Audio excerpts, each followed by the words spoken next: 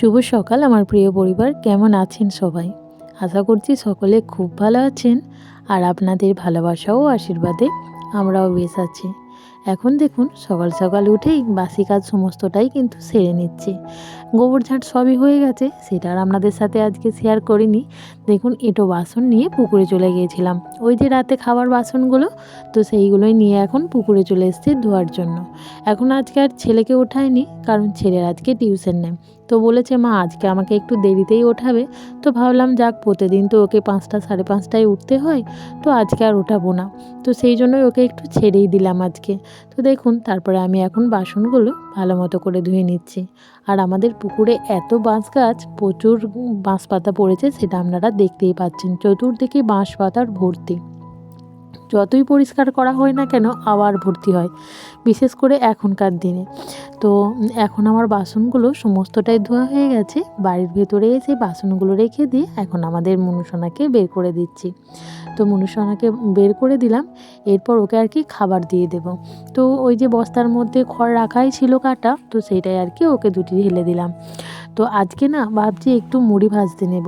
মানে মুড়ি প্রায় শেষের দিকে, আগের ভিডিওতে দেখেছেন সেই যে চালে রোদ খাইয়ে রেখেছিলাম, তো সেই চালগুলোই আর কি আজকে ভাজা হবে। তো এখন আমি বাসি ঘরদোরগুলো ভালো মতো ঝাড় দিয়ে নিচ্ছি। আর এই যে মেশিনটা ঘরের ভেতরে ঢোকানো আছে, শুধু ডাইনিংটাই এদিকে সরানো হয়েছে, মেশিনটা এখনও বের করা হয়নি। তো ভাবছি এখন তো সকালবেলা ছেলে ওঠেনি, ছেলে উঠলে ছেলেকে নিয়ে মেশিনটা বের করে নেব। তো এখন তাড়াহুড়ো করে বাসি কাজগুলো সমস্তটাই সেরে নিচ্ছি, যেহেতু মুড়ি ভাজা হবে আজকে। তো ঘরদোরগুলো প্রায় আমার ঝাড় দেওয়ার শেষের মুখে। আমার সমস্তটাই প্রায় ঝাড় দেওয়া হয়ে গেছে। এখন সিঁড়িটা ঝাড় দিলে মোটামুটি ঘরদোরগুলো ঝাড় দেওয়া কমপ্লিট হয়ে যাবে। তো চলুন এখন ভালো মতো করে ঝাড় দেওয়াটা শেষ করে নিই। এখন আমার মোটামুটি ঝাড় দেওয়া কমপ্লিট হয়ে গেছে। তো তারপর আর কি মুড়ি ভাজার দিকে যাব। তো আমার আগেই আর কি উনুনটা ভালো মতো করে শুকনো করেই অবশ্য দিয়েছে, যেহেতু মুড়িগুলো ভাজা হবে এই মাটিটার মধ্যেই পড়বে, তো সেই জন্য ভিজিয়ে ভিজিয়ে নাদা দেওয়া হয়নি, একটু শুকনো শুকনো করেই নাদা দেওয়া হয়েছে। এরপর দেখুন আমি এই যে চাল শোকাবো, যে খাবড়িটা, এটা আমরা খাবড়ি বলে থাকি, অন্যান্যরা অন্যরকম হয়তো বলে থাকতে পারেন। তো দেখুন সেই যে শোকানো চালগুলো, সেইগুলো আমি নিয়ে নিলাম, আর মা কিন্তু উনুনটা ধরিয়ে দিচ্ছে। আর জানেন তো আমি না ঠিক উনুনটা ধরাতে পারি না, যেটা মাই ধরিয়ে দেয়, আর জাল কিন্তু মাই ঠেলে দেয়। তো আমি কি করি না করি, কিন্তু মায়ের মতো কিন্তু অতটা একদমই পারি না। তো মা উনুনটা ধরিয়ে দিচ্ছে, আর আমি এখন চালগুলো ভালো মতো করে শুকিয়ে নেব। তো মা আমাকে বলল চাল যেহেতু আর একবার নিতেই হবে, তো সেহেতু এতটা চাল ভারী নিতে হবে না, দুটি তুলে নাও, হালকা করে নাও, তাহলে ওখানেও দুটো দেওয়া হবে আর কি। দিয়ে সেই জন্যই আর কি দুটি চাল কিছু তুলে নিলাম ওই হাঁড়িটার মধ্যে। এখন প্রায় আমার চালটা শুকানো কিন্তু কমপ্লিট হয়ে এসেছে। আমি এখন চালটা আর কি নামিয়ে নেব। আর এত পরিমাণে গরম হয়ে যায়, এটাকে না একটু যদি নাড়াটা বন্ধ হয়, সঙ্গে সঙ্গে তলাতে না চালটা ফুটে যায়, মানে ওই মুড়ি হয়ে যায় আর কি। তো সেই জন্যই চালটা আর কি ভালো মতো করে নাড়ছি, একদমই থামা চলবে না। এখন আমি কড়াইটা গরম করতে দিয়ে দেব। তো তার মধ্যে আমি যতক্ষণকে চালটা এইভাবে শোকাবো, ততক্ষণকে কিন্তু কড়াইটা গরম হয়ে যাবে। আর উনুনটা না একদমই নিভে যাচ্ছে, ওই যে বললাম উনুন ঠিক আমার হাতে জ্বলে না। তো আমি গরম করার জন্য জালটা ঠেলে দিলাম ঠিকই, কিন্তু উনুনটা দেখুন একদমই জ্বলছে না। তো সেই জন্যই ভাবলাম যে একটুখানি বাতাস দিয়ে দিই, তাহলে হয়তো ধরে যাবে।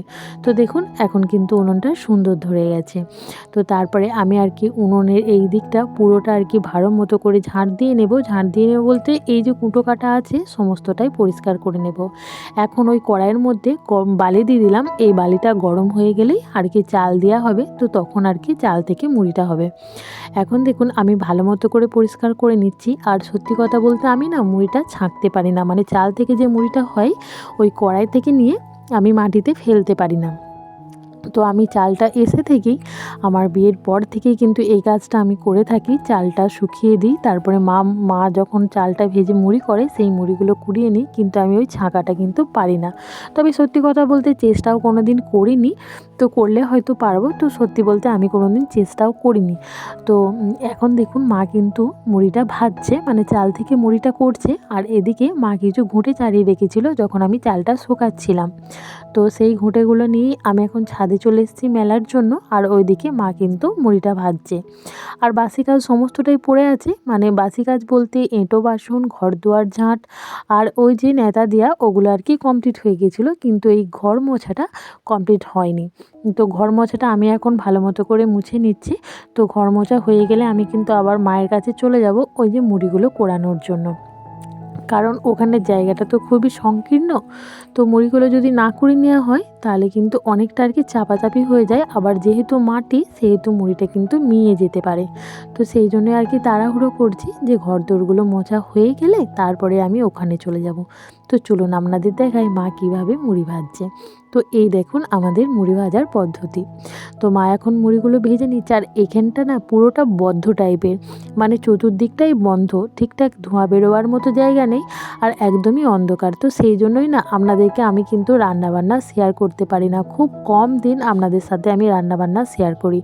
তো এখন দেখুন আমাদের প্রায় ওইগুলো মুড়িগুলো মায়ের ভাজা কমপ্লিট হয়ে এসছে, আবার কিন্তু চাল আমি ভাজতে নেব। তো এখন কিন্তু আমি মুড়িগুলো পুড়িয়ে নিচ্ছি। ওই যে বললাম একসঙ্গে অনেকগুলো জড়ো হয়ে যায়, মা যতক্ষণকে অনেকগুলো ভেজে জড়ো করে ততক্ষণকে আমি সমস্ত যে কাজগুলো থাকে সেগুলো করে নিই, আবার একবার করে এসে মুড়ি করাই। তো আবার চলে যাই কাজ করতে, আবার এসে একবার করে মুড়ি করাই। এখন কিন্তু আরও যে কিছু চাল ছিল সেই চালগুলোকে কিন্তু আমি শুকিয়ে আবার দিয়ে এসেছি, মা কিন্তু আবার মুড়িগুলো ভাজছে। তাই ভাবলাম ছেলে এখন উঠে পড়েছে, তো আমি আর কি মেশিনটা ছেলেকে নিয়ে বের করে নিচ্ছি। আর আমার একার পক্ষে তো এটা বের করা সম্ভব নয়, তো সেই জন্যই ছেলেকে বললাম যে একটু আয় বাবা এই মেশিনটা বের করে নিই। তো এখনও কিছু সেলাই আছে, পাশের বাড়ি একজনের বিয়ে আছে, তার কিছু শাড়ি সেলাই করতে দিয়ে গেছে, মানে ওদের বাড়ির লোকে। তো সেইগুলো সেলাই করব, স্কুল ড্রেসের কাজ আছে সেগুলো সেলাই করব। তবে জানেন তো এই যে একবার করে কাজ করছি আর একবার করে ওখানে যাচ্ছি মুড়ি করানোর জন্য।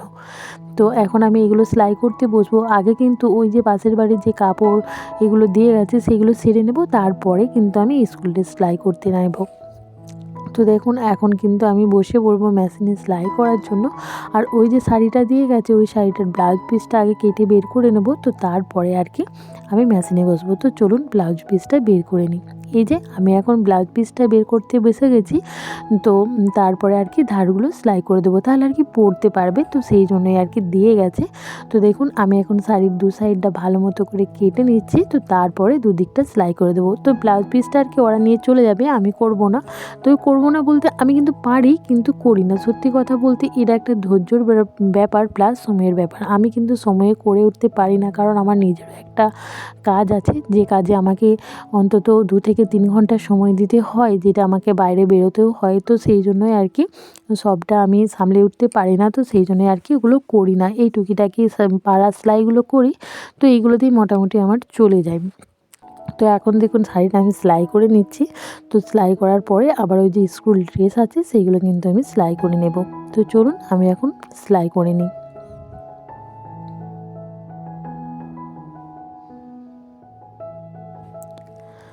তো আমার ভিডিও এখনও পর্যন্ত যারা যারা দেখছেন তাদেরকে অসংখ্য ধন্যবাদ।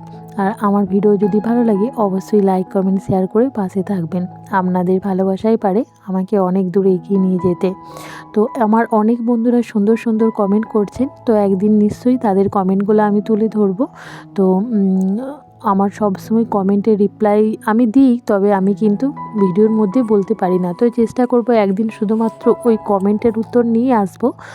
তো এখন দেখুন আমি সেলাইগুলো করছিলাম, তো মা আমাকে হেল্প করছিল। আর জানেন দুপুরের ভিডিও করতে আমি ভুলে গেছি, মানে এটা কিন্তু আমি প্রায় দিনই ভুলে যাই, দুপুরের রান্না আমি শেয়ার করতে আপনাদের সাথে ভুলে যাই। তো আজকে রান্না হয়েছিল এঁচোড় আলুর তরকারি আর কুল মুসুরির ডাল। তো এখন দেখুন সন্ধেবেলা অনেকটা সময় পার করে ফেলেছি, এখন ভাজা হচ্ছে পিঠে। আর তারপরে আবার অনেকটা সময় পার করে ফেলেছি, এখন চলে এসেছি রাতের খাবারে। তো আজকে হাজব্যান্ড এসছে রাত্রে, তো ওর জন্য আর কি ভাত রান্না হয়েছিল প্রেশার কুকারে। তো এখন আমরা খেয়ে নিচ্ছি সবাই মিলে, আমরা ভাত খাচ্ছি আর মা খাচ্ছে মুড়ি। তো আজকের ভিডিওটা আমার কেমন লাগলো অবশ্যই আপনারা কমেন্ট করে জানাবেন। তো পারেন তো ছোট্ট করে একটা শেয়ার করে দেবেন। তো এদিকে মা খাচ্ছে মুড়ি আর আমরা খাচ্ছি ভাত। তো আজকের মতো ভিডিওটা এই পর্যন্তই, দেখা হচ্ছে পরের দিন নতুন ভিডিওর সাথে। ততক্ষণ আপনারা সুস্থ থাকুন, ভালো থাকুন, টাটা।